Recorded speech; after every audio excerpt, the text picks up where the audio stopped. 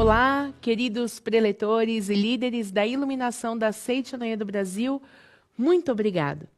Muito obrigado por estarem conosco neste CTP de 2017, que está justamente tratando sobre o Santuário Rosô do Brasil. Por que é que nós decidimos estudar o Santuário Rosô do Brasil neste ano? Ele é o local de oração mais elevado que nós temos na Seitianoye do Brasil. É a maior oração que realizamos juntos aqui no Brasil durante a festividade e é onde estão consagrados os registros espirituais das principais orações que nós realizamos. No entanto, ainda existem muitos mitos a respeito das orações que são realizadas lá, de como funciona o santuário, como está constituído o santuário. Por isso, nós colocamos no plano de estudos, que está aí em suas mãos, as informações pertinentes ao Santuário Rosô e a todas as orações que remetem a ele, que estão relacionadas a ele. E nessa aula, em especial, nós estamos falando justamente sobre o santuário. Anteriormente, nós vimos a aula com o preletor Garrafa, falando sobre os monumentos da academia, os monumentos que cercam o santuário. Mas como nós vamos falar das orações que acontecem nele, nós achamos melhor fazer uma aula especificamente para ele, e é disso que nós vamos tratar agora. Antes de nós falarmos especificamente do nosso Santuário Rosô do Brasil, cabe aqui alguns esclarecimentos. Ainda hoje, não tanto quanto antigamente, mas ainda hoje existem muitas pessoas que chamam o Santuário Rosô de Templo Rosô, por exemplo. Mas é preciso fazer uma pequena distinção entre templo e santuário. O que nós temos na Academia de Biúna, chamado Rosô, é mesmo um santuário, né? Quais são, então, as diferenças entre templo e santuário? Então, vamos fazer um outro esclarecimento anterior a esse. No Japão, as religiões bem fortes são o shintoísmo e o budismo. E durante algum tempo existiu uma pressão, não era uma pressão declarada, era uma pressão velada de que esses dois ensinamentos religiosos se fundissem. E, de fato, eles acabaram se fundindo até certo ponto. Então, vamos entender algumas características que diferenciam o templo do santuário antes de falarmos do Santuário Rosô. Primeiro, em relação à religião, os templos são budistas. O budismo veio para o Japão através da Índia, da China, e eles, nestes lugares, nestes templos, consagram Buda e outras imagens do budismo. O santuário, todo santuário é shintoísta, que é a religião nativa do Japão, e geralmente eles consagram uma ou mais divindades. O shintoísmo é muito interligado com a história do Japão, com o folclore do Japão, e ele se caracteriza justamente por cultuar a natureza, orar pelos ancestrais e pelo politeísmo, por essa crença em diversas manifestações de Deus. Com relação à aparência, também modifica o que é templo e o que é santuário. Os templos, eles possuem um grande portão e eles geralmente abrigam perto de si um pagode. O pagode é aquela torre que tem vários níveis. Nós que somos da Seitianoye temos aprendido bastante sobre os pagodes, né? Então, são aquelas torres com vários níveis, né? E também nos detalhes desse templo budista podem aparecer algumas imagens da cruz suástica. Já os santuários, eles não têm um portão, mas eles têm um portal, que é o torii, né? Ele é um portal que fica na entrada e simboliza a entrada, ou a passagem, vamos dizer assim, do mundo material, entenda aí como mundo real, mundo cotidiano, para o mundo espiritual, tá? Geralmente, nos toris, né? Hoje, o tori que nós temos atualmente na Academia de Biúna, ele não tem mais a corda pendurada, mas ele também pode apresentar, se tiver um tori que apresentar uma corda, essa corda é feita com palha de arroz, chama-se shimenawa, e geralmente ele também tem pendurado nessas palhas de arroz aqueles papéis que são dobrados em formato de raios, que nós chamamos de shide, né? Que fazem parte desse processo de purificação. Outra coisa que também diferencia o templo do santuário, num ponto eles são convergentes, que é justamente o curvar-se. Então, sempre nos templos e nos santuários, nós demonstramos essa devoção e esse respeito através da curvatura, da reverência.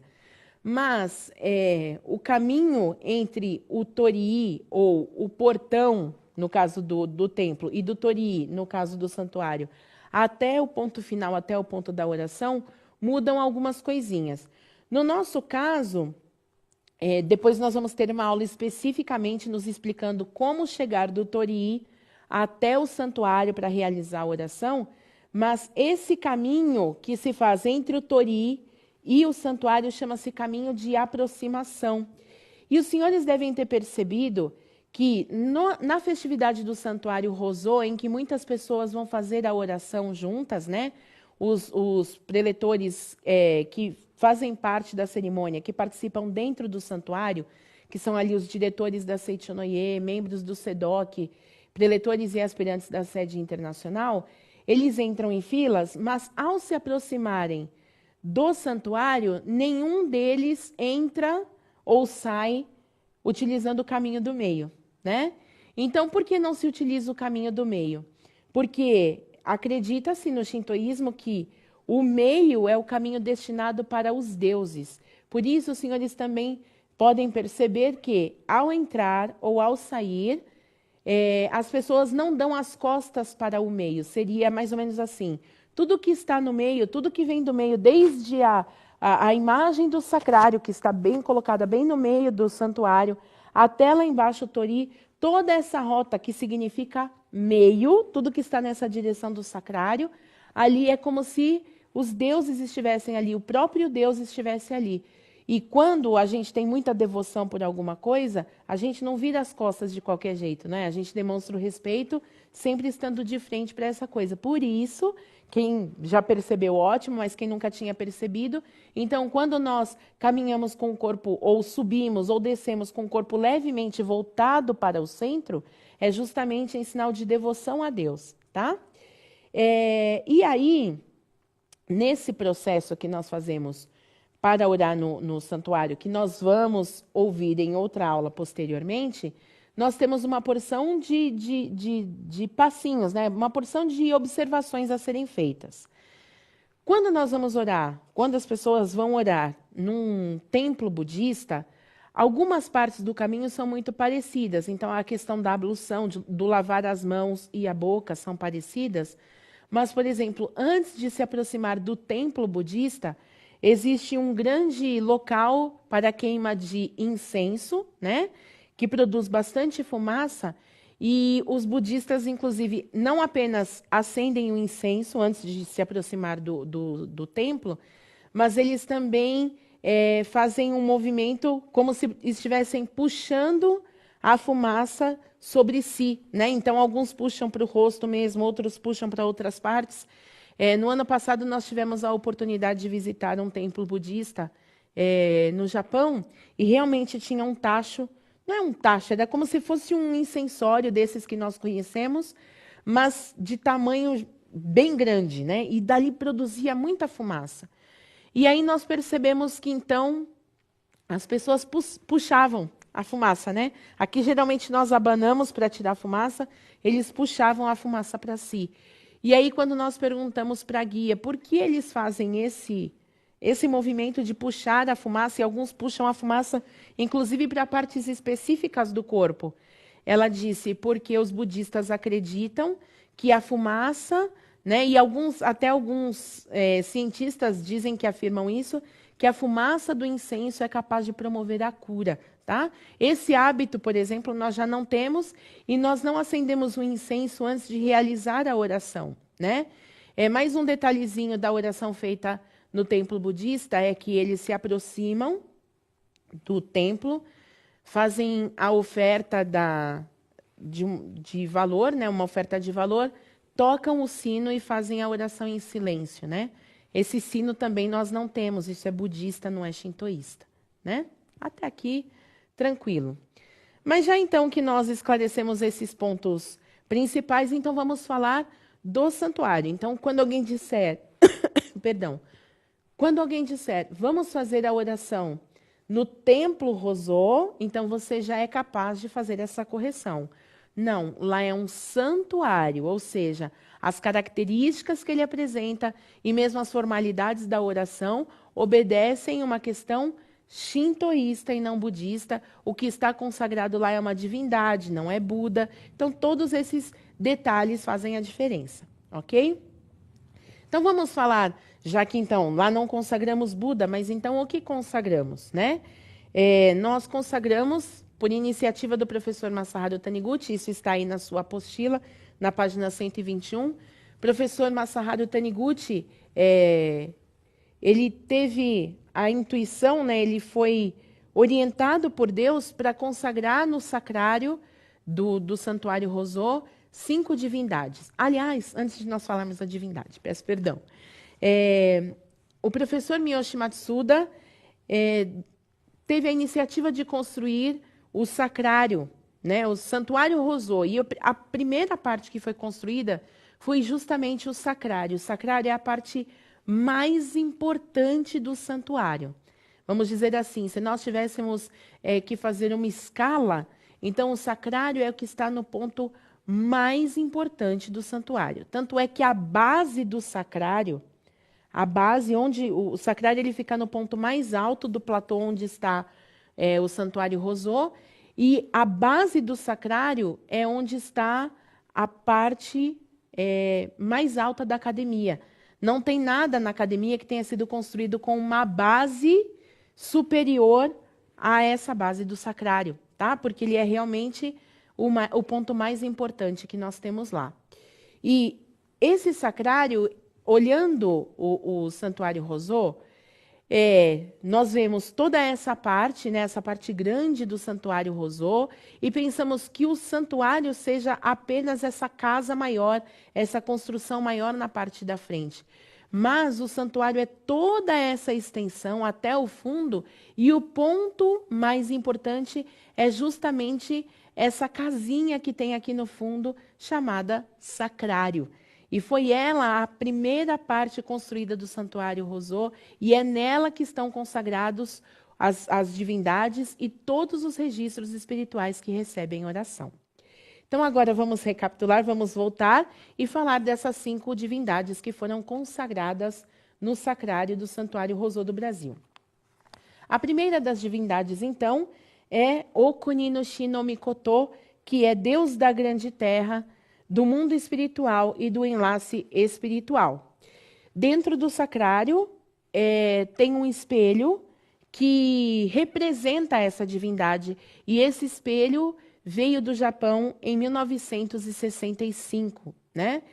Olha só, o sacrário foi construído em 1957. Aliás, o sacrário do Santuário Rosô aqui, ele foi inaugurado antes mesmo do Santuário Rosô do Japão. A gente acabou se adiantando ao Japão nesse sentido. Então, aqui foi inaugurado primeiro que o Santuário Rosô, que fica lá em Uji, tem o mesmo nome, Santuário Rosô, e fica em Uji, no Japão, né? Então, aqui inaugurou primeiro.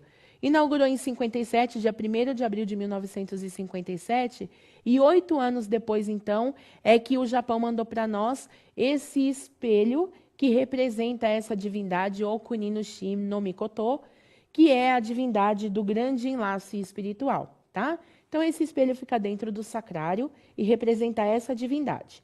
Além desta, estão também consagradas outras divindades, que são Seichonoye Okami, que é Deus Sumiyoshi, né, que é grande Deus da Seichonoye, que é Deus que se manifestou para abrir as portas do amplo lar de misericórdia, né? Também temos Kanzeon Bosatsu, que estamos traduzindo para o português como Bodhisattva, que reflete os sons do mundo, que aparenta-se ou que apresenta-se de 33 formas para salvar a humanidade. Entenda que esse 33 não se trata de 32 mais 1, né? 33 significa infinitas formas, quantas formas forem necessárias para que haja salvação. Outra divindade que está consagrada é Jizodai Bosatsu, que é a divindade que protege as crianças. E também Amida Nyorai, que é Buda que salva as pessoas em dificuldade. Buda que colabora, o que ajuda, que salva as pessoas em dificuldade, tá? Em todos os casos, o que estamos falando que está consagrado não é a primeira acepção de Deus, tá? Se tem nomes diferentes, e isso é importante nós esclarecermos, como preletores, todos nós estudamos isso com afinco. Mas quando um adepto nos pergunta, é importante que nós esclareçamos bem. Embora estejamos dizendo que são 5 divindades que estão consagradas, a Seichonoye não é politeísta, a Seichonoye é monoteísta, acredita em um único Deus, universal. Então, o que são essas divindades? Essas divindades são Deus na segunda acepção, como está escrito na sua apostila. Essas divindades referem-se à segunda acepção de Deus, manifestação concreta de parte das características da vida de Deus, tá? E que nome, então, foi atribuído? O nome da função que Deus executava em determinado momento, que Deus executou em determinado momento, né? No momento de cuidar das crianças, chamaram de Jizodai Bosatsu, ou chamaram de divindade que protege a criança, mas, na verdade, é o mesmo Deus com a função de cuidar da criança, tá? Então, o shintoísmo vai dando nomes como se fossem divindades diferentes ou deuses diferentes, mas é o mesmo Deus se manifestando de formas diferentes, tá? E aí, nesse sentido, é importante que a gente compreenda isso, porque senão a pessoa pensa assim, então tem o Deus da Seichonoye, tem esse um, tem aquele outro, e na verdade não é nada disso. Então, o que nós estamos entendendo? Que todas essas divindades consagradas, ou seja, nós estamos reconhecendo todas essas diferentes funções que Deus executou e estamos compreendendo que essas funções continuam sendo executadas no santuário, né? Então, por exemplo, quando nós inscrevemos um anjinho, quando nós temos na família uma alma que retornou para o mundo espiritual através de aborto espontâneo ou provocado, ou mesmo um natimorto, nós estamos entendendo que está recebendo esse cuidado, essa ação misericordiosa de Deus, essa função de cuidado da criança que retornou ao mundo espiritual, através dessa ação de Deus chamada divindade que cuida da criança. Então, é neste sentido, tá bom? Por isso, essas divindades estão consagradas, essas funções estão sendo reconhecidas, cuidando, amparando, protegendo todo o santuário Rosô, ok? Então, vamos lá. Ok, isso está entendido. Então, estamos entendendo também que a parte mais importante do santuário é o sacrário.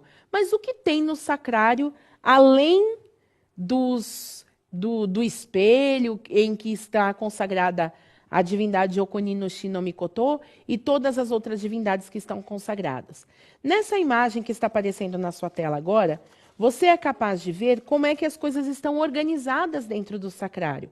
Então, nós estamos enxergando aí a mandala, né? Honson Mandala, que é a mandala de retorno à vida, e os deuses estão consagrados, ou as divindades estão consagradas bem no ponto central do sacrário. E aí nós temos à direita e à esquerda os diferentes tipos de registros espirituais.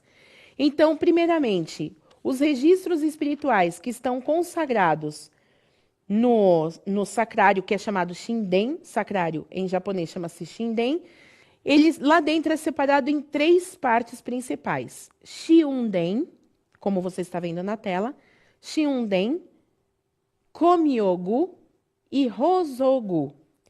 Shiunden é a parte em que está consagrado, ou que estão consagrados, os registros espirituais da oração perpétua aos apóstolos da missão sagrada espiritual.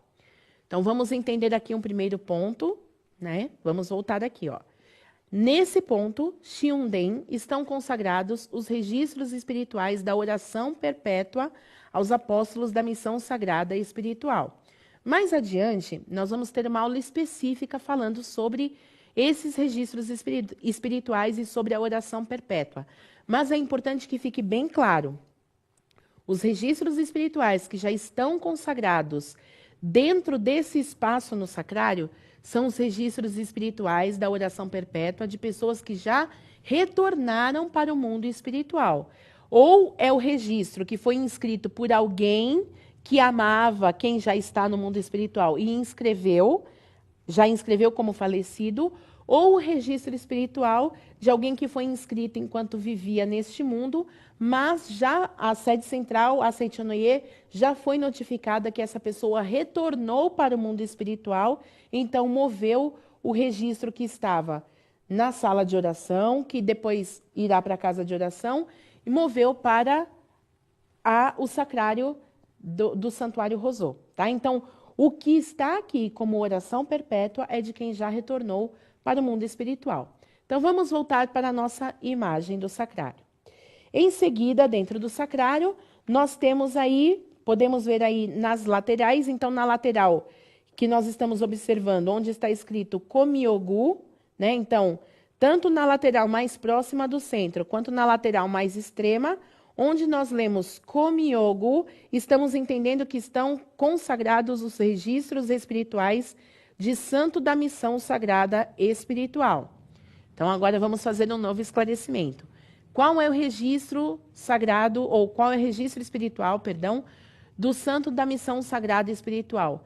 São aquelas pessoas a quem amamos, que já retornaram para o mundo espiritual e que nós estabelecemos um vínculo delas com o movimento de iluminação da humanidade através da nossa missão sagrada. Ou seja, nós inscrevemos esses entes queridos na nossa missão sagrada, já estão no mundo espiritual e nós os inscrevemos, e o vínculo deles é reforçado todas as vezes que nós realizamos a contribuição mensal da nossa doação da missão sagrada. Tá? Então, nós nos responsabilizamos por esse vínculo para que eles atuem como apóstolos da missão sagrada no mundo espiritual. Ok? Então, são esses os registros que estão no Komyogu. Vamos voltar para a imagem, então.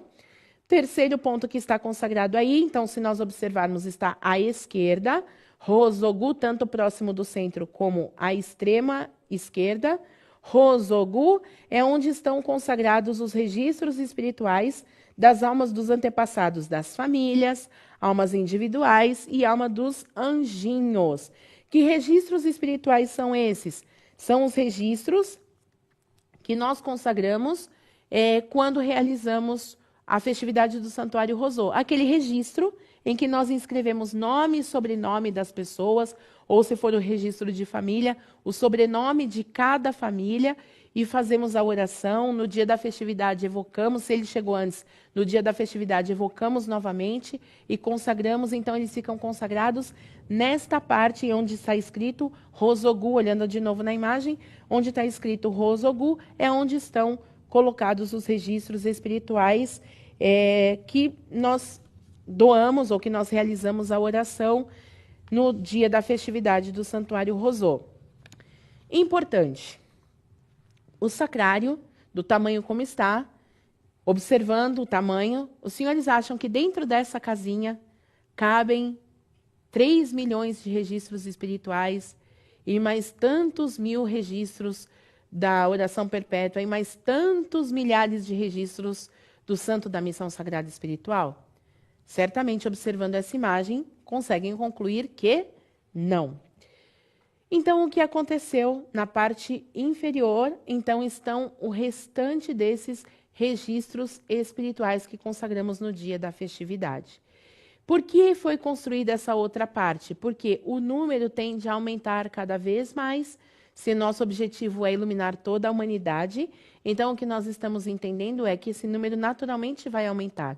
Não é que vai aumentar porque as pessoas vão morrer mais e serão consagradas ali. Não é por essa razão. Mas quanto mais nós divulgamos às pessoas a importância de manifestarmos o sentimento de gratidão, tanto mais as pessoas querem manifestá-lo. Então, o número de oração perpétua vai aumentar, o número de registros a cada ano aumenta, de registros espirituais do Santuário Rosô também aumentam. Então, o que vai acontecer? O sacrário, como está hoje, está preparado para receber ainda muitos registros durante muitos anos, tá? Cabe aqui um esclarecimento. Mas então, será que ali não era o ponto mais importante porque é o ponto mais alto e agora toda a extensão do sacrário foi feita na parte inferior, entenda, a primeira parte sempre é consagrada no ponto mais importante, que é o sacrário. O restante, então, nós colocamos nessa extensão do sacrário, né? Vou fazer uma analogia, talvez seja uma analogia muito simples, muito simplória até, vamos dizer assim, em relação ao Santuário Rousseau, mas vai dar para todos entenderem bem.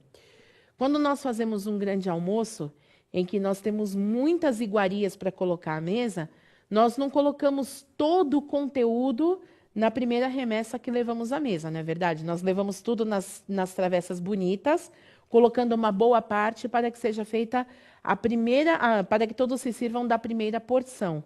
Mas geralmente a matriarca da família diz assim: podem se servir à vontade porque tem mais na cozinha, não é assim que acontece? Podem se servir porque temos muito mais para colocar. Então, o que significa? A primeira parte, que é a parte que nós fazemos o reconhecimento, que nós estabelecemos um vínculo com a refeição, já foi colocada na mesa. E o que vai sendo reposto é só a extensão daquilo, tá? Então, não tem nada que seja inferior. Tudo faz parte do mesmo grupo. Assim como na regional, ou mesmo na sede central, quando nós mandamos fazer uma nova remessa de registros espirituais na gráfica, ou mesmo quando nós vamos remeter da regional até o santuário os nossos registros espirituais, e não cabem todos no altar, então o que nós fazemos? Colocamos uma primeira parte simbólica no altar, ou aqui mesmo, que da gráfica já sai direto para as regionais muitas vezes. Mas a primeira parte, a primeira edição, vamos dizer assim, a primeira remessa daquele lote de registros espirituais é trazido para a sede central para fazer essa cerimônia de purificação, ou mesmo na hora de fazer a remoção, a primeira parte está ali, indicando que aqui está uma parte simbólica, mas todos os demais registros que estão em outra parte que não couberam aqui são extensão dessa mesma parte, tá? Acho que isso ficou bem claro, né? Então, vamos falar da extensão do Santuário Rousseau. Falamos do sacrário, que é o lugar mais importante, mas existem outras partes do santuário. Então, essa primeira parte que está sendo exibida aí para nós é o recinto que foi construído para a oração dos oficiantes, tá? Nota, tanto a parte dos oficiantes quanto a parte do público foram construídas em 1965. Essa parte que nós estamos vendo na tela, ela foi construída para que os oficiantes possam orar. Então, o público geral, mesmo seguindo todo o procedimento, desde o Torii até o santuário, o público geral, todos nós, podemos ir só até uma parte do santuário. Daí para adiante, só quem pode entrar são os oficiantes da academia. Essa parte onde os oficiantes oram chama-se Haiden, tá? É um nome japonês, mas é o recinto que é destinado aos oficiantes. E essa outra parte maior que nós estamos vendo refere-se ao Heiden, que é a parte destinada para o público geral, tá? Então, de toda forma, nós podemos até entrar no santuário, mas somente até esta parte, se não formos oficiantes do santuário, tá? Se não estivermos designados para oficiar uma cerimônia no santuário, tá? E importante também sabermos, mesmo seguindo todo o procedimento, fazendo tudo bonitinho, quando nós nos aproximamos do santuário, antes de pisarmos no primeiro degrau de madeira, o que nós devemos fazer é retirar os sapatos, tá? Então, nós retiramos os sapatos, todas as orações que são realizadas dentro do santuário, todo mundo que passou para a parte de dentro do santuário já tirou o sapato lá atrás, antes do primeiro degrau de madeira. Por isso que às vezes a gente se aproxima do santuário e tem vários pares de sapatos colocados ali, pode ter certeza que tem várias pessoas dentro do santuário.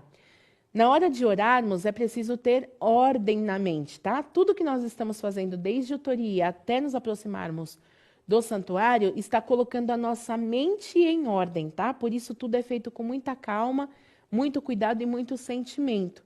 Então, na hora de tirar o sapato, a gente também precisa fazer isso com ordem. De que jeito nós fazemos isso?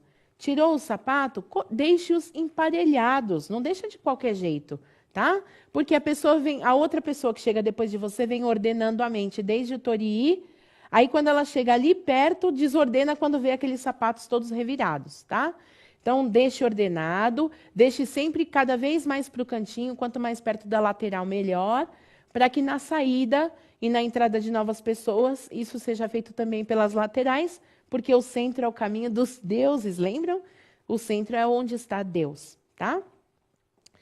De que forma se processam as orações no santuário?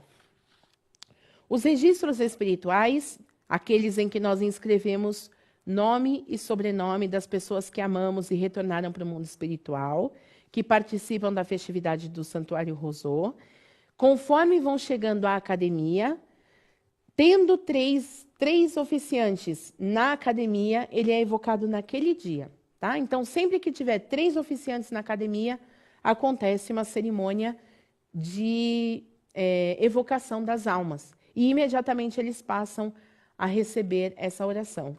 Antigamente, a oração acontecia na primeira quarta-feira de todo mês. Então, se o registro chegasse na quinta-feira subsequente, esperava durante um mês até ser evocado pela primeira vez.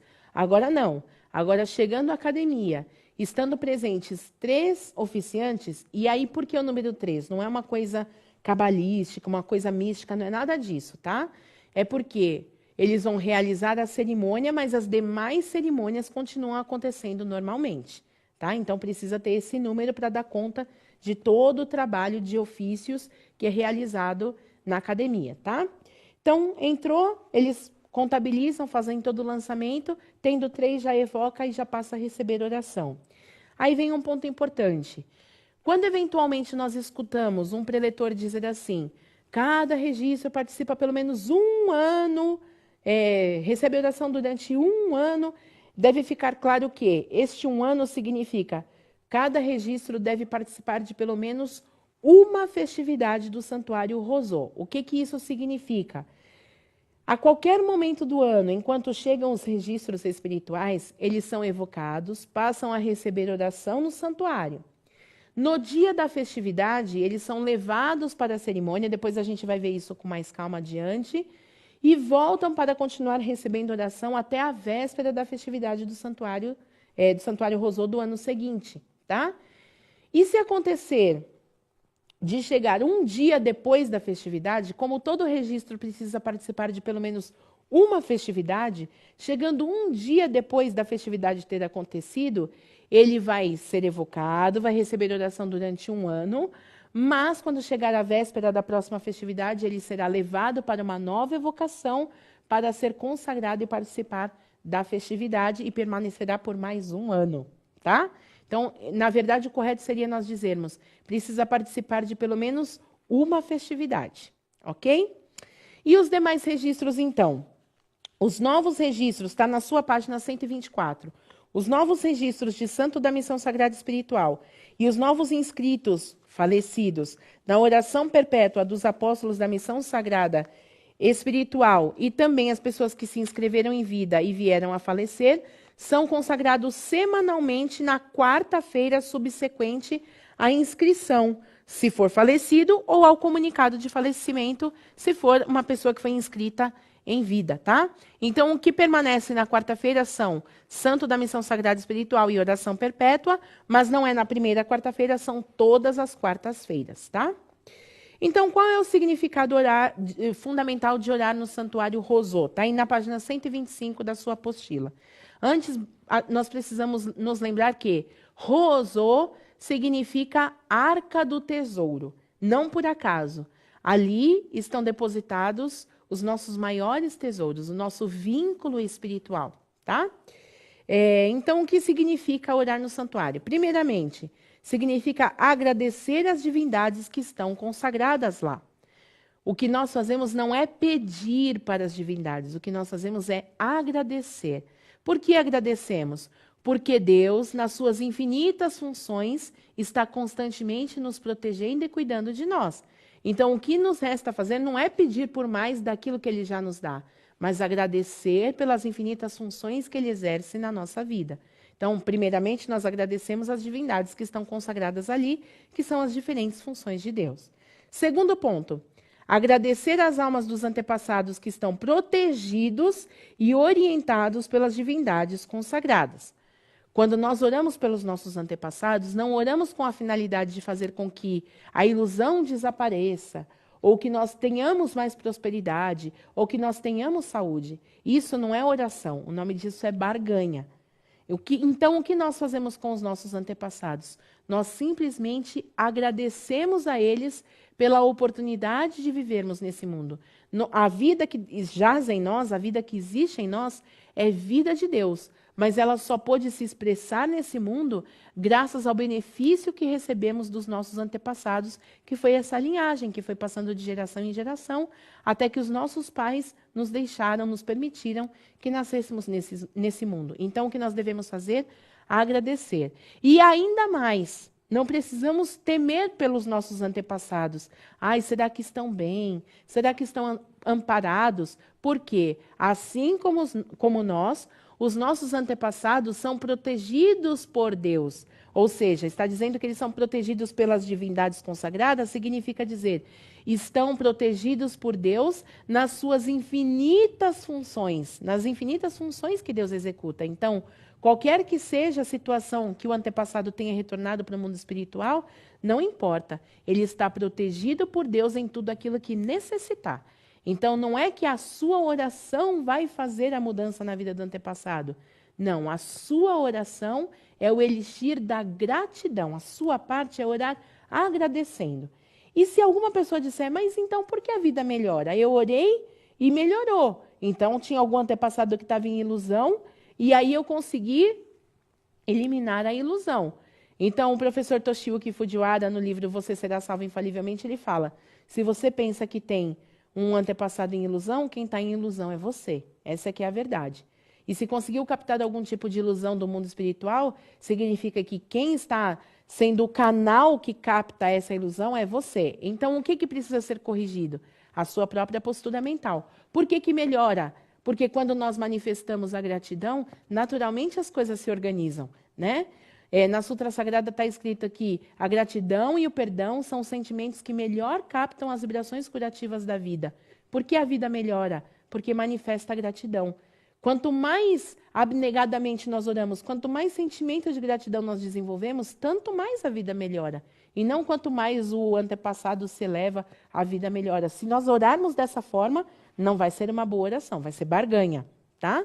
O terceiro ponto importante, solicitar às divindades protetoras do santuário orientação para desenvolver o movimento de iluminação da humanidade. Nas rogativas das cerimônias que são realizadas no Santuário Rosô, nós podemos perceber que em todas elas nós fazemos sempre esse vínculo, né? Ou nós fazemos sempre, manifestamos sempre o desejo de que o movimento continue a se desenvolver em unidade ou em conformidade ou em parceria, vamos dizer assim, dos mundos aparente e invisível, ou seja, dos mundos material e espiritual. Isso porque nós estamos, de nossa parte, enquanto vivemos neste mundo material, mantendo e cuidando desse santuário, mas ele é muito mais do que esse aspecto material. Ele tem uma força espiritual grandiosa. São milhares, bilhares de almas que estão envolvidas, sendo beneficiadas, mantendo, cuidando, ajudando a proteger esse santuário. Tá? Então, o que nós solicitamos não é façam a sua parte, é nos orientem para que possamos continuar trabalhando nessa parceria. Nós daqui fazendo nossa parte e o mundo espiritual fazendo sua parte, nós vamos fazer um grandioso trabalho para o movimento de iluminação da humanidade, movimento internacional de paz pela fé. E quarto, receber das divindades e dos antepassados orientação individual e também ideias e força para atuar em prol do movimento de iluminação da humanidade. Naturalmente, os nossos antepassados desejam o nosso bem. Todo aquele que deseja sagrar-se vencedor deve viver com muita gratidão aos antepassados. Eles são os maiores interessados no nosso sucesso. Afinal, é o nome da família que terá sucesso.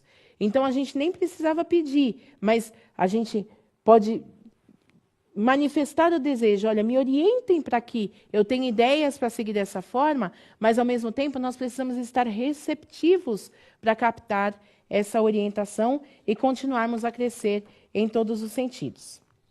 Preletores, desejamos que todos os senhores sejam grandes orientadores dos assuntos relacionados ao Santuário Rousseau, desfaçam os mitos, não criem novos. Os adeptos da Seito-Noye confiam muito nos nossos preletores, nesse grupo de preletores, preletores e líderes da iluminação da Seito-Noye. Portanto, vamos continuar estudando, vamos continuar nos aprimorando e estabelecendo entre nós e o mundo espiritual um vínculo cada vez mais forte através da gratidão. Desejo a todos muito sucesso e felicidade em todos os trabalhos. Muito obrigada.